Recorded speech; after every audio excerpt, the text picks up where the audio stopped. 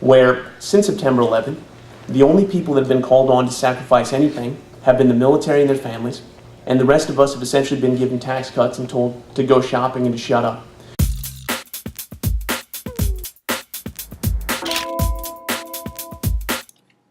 Welcome back, everyone. This is Noah Cunin reporting for The Uptake.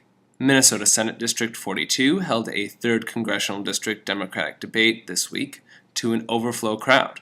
Of note was Ashwin Madia's advantage in volunteers, holding a 3-to-1 advantage over Jim Hovland and a 2-to-1 advantage over Terri Bonoff.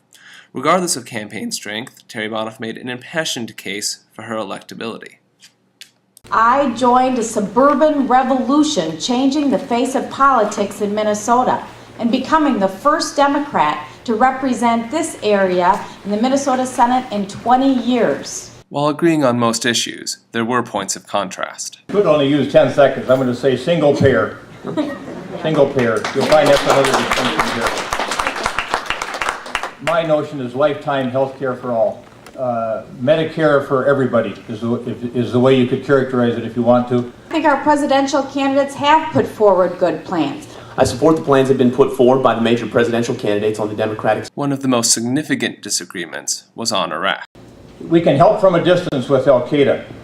And so I say, let's declare mission accomplished. And let's get out of there by the end of 2008. And if we're not out of there by the time I go to Congress, I'm going to tie funding the war, future of the war, to getting out of there as soon as we can. I don't know when all troops will be out. I can tell you that within 2 years we'll have about 90% out. And hopefully at the end of that time we won't need any troops there and we can pull everyone out altogether. But you know, one of the problems with the planning of this war is we just went in with rosy scenarios. I've tried not to do that and be realistic about this. I think we need to be much more thoughtful getting out of Iraq than we were going into Iraq. Ashwin Madia has served, and I have great respect and honor your service. I don't agree with your strategy. I do not think that it is in the best interest of our nation or even in the interest of Iraq for us to leave that many troops behind.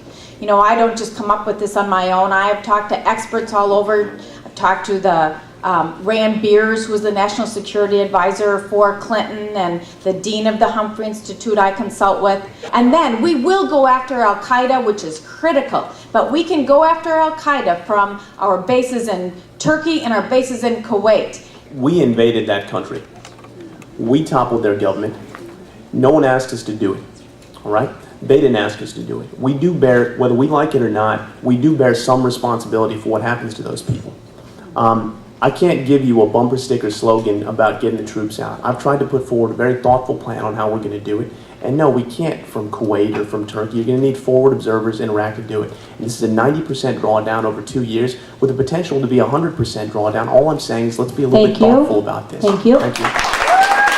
Ashwin made additional comments on Iraq over the phone.